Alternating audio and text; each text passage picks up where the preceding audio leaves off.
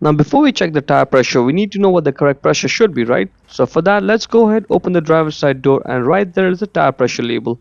Now for this tire size, the cold tire pressure is 35 psi for front and rear. You may have a different tire size and thus a different tire pressure. Cold tire pressure means is when you check the pressure, the car should be sitting for at least 2-3 hours. Because when you drive, the air inside is gonna heat up and expand, and that'll increase the pressure artificially and thus give you a false reading. Now right now it's a cloudy day, but say if you parked your car in a bright sunny day and the sun was just shining on one side of the car, the pressure on that one side will be a little bit more because the sun's heat will have heated up the air inside the tires and increase the pressure artificially. So just keep that in mind. Also, if you live in a place like this where the temperature just falls a lot in winter, then just check your pressure at least every 2 weeks. As the weather cools down, the air inside the tire is also going to cool down and decrease the pressure inside the tire. Now you'll need to have a gauge to check the pressure. Doesn't matter what type it is, analog or digital, but you will need to have a gauge. Get that cover off the valve stem and line up the gauge exactly parallel to the valve stem. Not at an angle, has to be lined up perfectly parallel, and push it in to get a reading.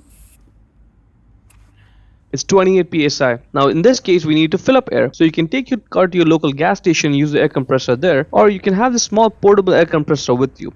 They all work the same way. They have a gauge on them. One end of it goes on the tire valve stem and the other end of it goes in the car and works off the 12-volt outlet in your car, and the wire for it tends to be long enough to do the job.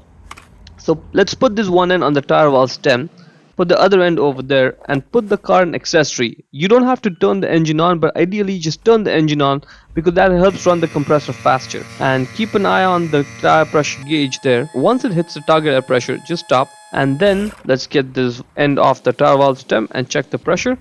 This case 37 psi, so we have to take some air out. So now what you do is you get the gauge and you hold it at an angle, and hear the hissing sound?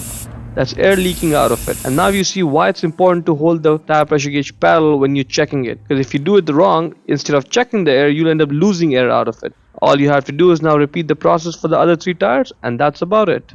Before we go, let me just give a quick shout out to Naya Motors Inc. for letting us use the car today to film the videos. They are a used car dealer here in Ottawa, Canada. Check out the link in description for their entire inventory.